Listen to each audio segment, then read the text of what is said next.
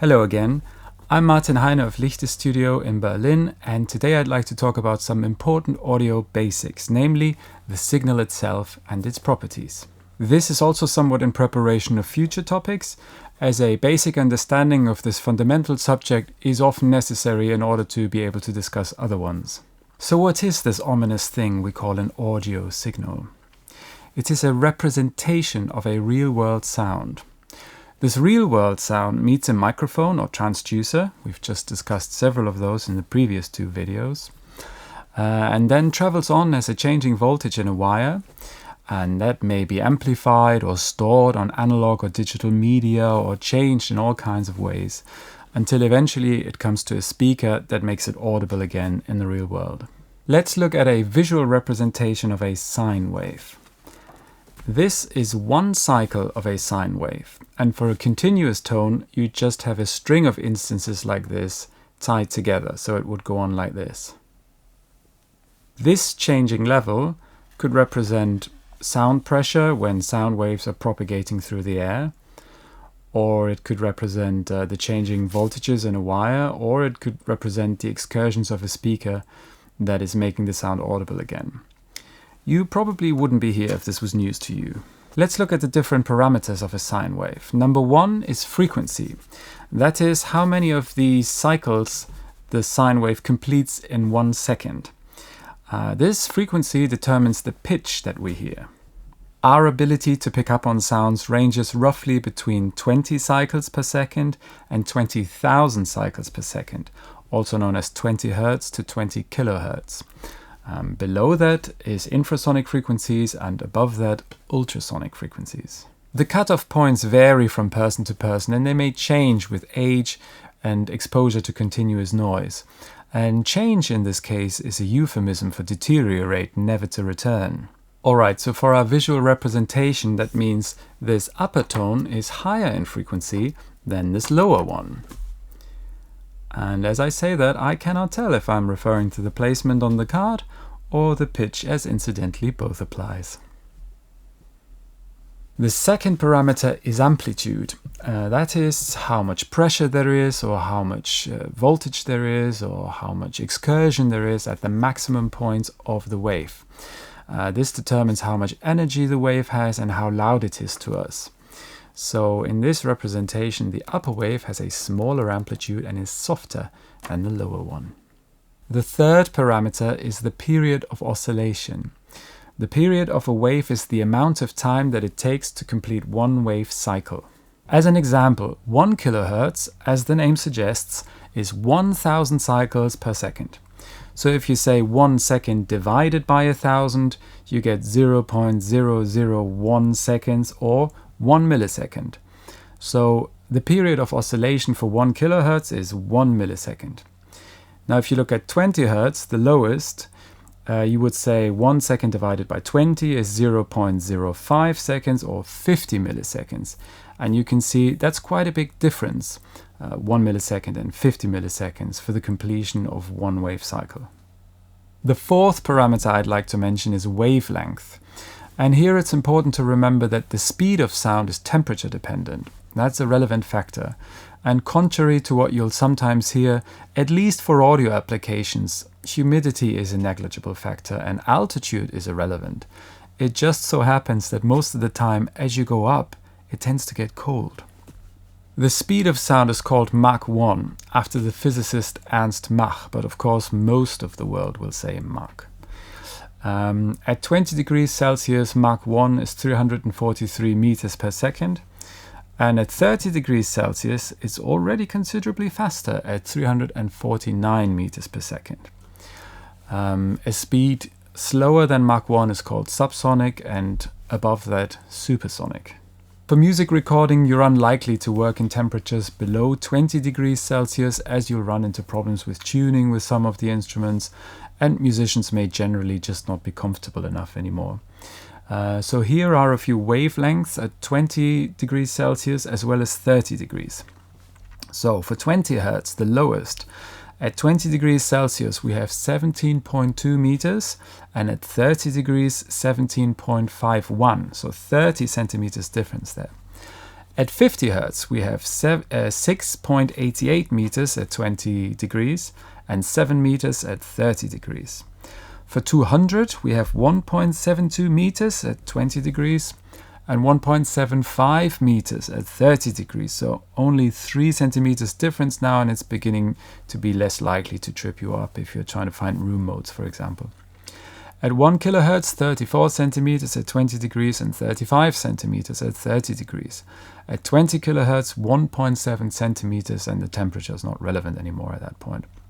So you can see we're working with a very large range here in the audible spectrum of wavelengths ranging from 1.7 centimeters all the way to over 17 meters. And finally, the fifth and last aspect I'd like to talk about is phase.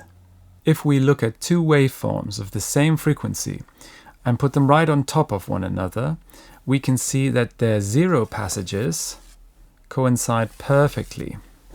They are in phase. And I should also say that the reason the image is getting lighter and darker constantly is that we are in Berlin, Germany, and we have weather here. It's not California.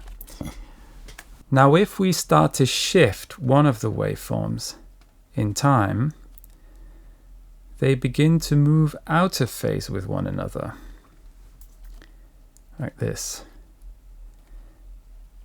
And when we keep going until we've completed one full wave cycle, we're kind of back to square one, and the 0 points coincide again, and we're in phase again. And just like in a circle where you'd be back where you started once you made it all the way around, we can name the angles of this phase relationship like we name the angles in a circle. If I hold these two right above each other, they are in phase. The zero passages coincide. And now if I start to shift this a little bit, at this point we're 90 degrees out of phase. And if I go on, here we're 180 degrees out of phase. Going on further, 270 degrees out of phase, difficult to hold. And finally 360, or back to square one. And so now the 0 points coincide again, and this cycle would be perfectly in phase with the next cycle. Let's take a closer look at what happens at 180 degrees of phase shift. The lower wave is now a mirror image of the upper one. So while the upper one is in the negative, the lower is in the positive. It's an inverted version of the upper one, and if they're exactly the same, they will cancel each other out perfectly. Now, have you had enough of just a single sine wave? Let's add another. Up top we have a louder lower tone, and we add to that this higher but softer one. Together they'll make something like this. You can see the higher note is sort of riding on the lower one. If you took this waveform that has two tones in it and doubled it and started to move them out of phase with one another, then you would first get to a point where the higher note is 180 degrees out of phase, and it would disappear, and then as you moved on it would reappear again and disappear again and so forth until you get to a point at some point later where the lower frequency would be 180 degrees out of phase and disappear. However, if you doubled this waveform and flipped the polarity of one of them, both frequencies would be gone on the spot. So you can see that the time delay affects each frequency differently, whereas inverting the polarity affects all frequencies the same and totally. In addition, if, like we saw earlier, the period of 1 kilohertz is 1 millisecond, that means that just half a millisecond of delay would put 1 kilohertz 180 degrees out of phase, also severely affecting the surrounding frequencies and pretty much wreaking absolute havoc on most any sound. So never take delay lightly. And by the way, the distance in space that it takes to create half a millisecond of delay is only about 17 centimeters. So as an example, if you're miking a 2x12, an amplifier cabinet with 2 speakers, and you put a microphone right in front of one of the speakers at about 30 centimeters distance, then the time difference to the other speaker and the resulting phase shift is going to properly ruin things, I promise you. So never take delay lightly. Alright, so here's the thing. All audio signals are some sort of a mixture or sum of sine waves, like the ones we've been talking about so far, except with more complexity. At this point, my synthesizer mates will usually say something along the lines of, "But I've got an Oberheim that'll do you a square wave as well." Let's take a look at what happens there. In theory, a square wave looks like this. So if a speaker were to accurately replicate this pattern, its membrane would have to disappear on the spot from the 0 position, only to immediately rematerialize at maximum excursion, where it would remain motionless until it would disappear again over here and immediately reappear down here. I think you get the point. That's not happening. Instead, a square wave really looks a little more like this. It's made up of a sine wave with added odd harmonics. A harmonic is an integer multiple of a given frequency, so twice the frequency, 3 times the frequency, and so forth. As an example, for A at 220 Hz, the first harmonic would be 440, the second would be 660, the third would be 880, the fourth would be 1100, the fifth would be 1320, so always plus 220, which is the fundamental frequency. In order to create a square wave, you basically just stack up additional sine waves that are progressively getting softer from odd number harmonics, and together they will create something like this wavy square wave. By the way, please don't be intimidated by the highly technical terminology of wavy square wave. So now, because every sound is made up of sine waves, it can also be deconstructed into sine waves. Let's take a look in the computer. Okay, so let's pull up a signal generator and a visualizer quickly.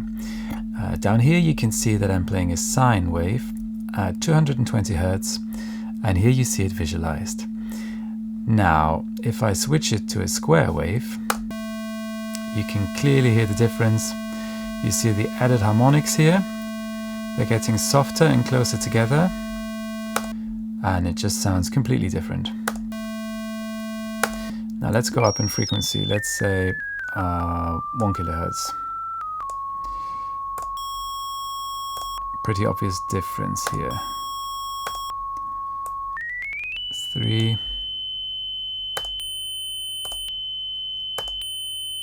Still pretty clear. 5-ish. See, that's quite subtle. Very subtle. Go a little bit further.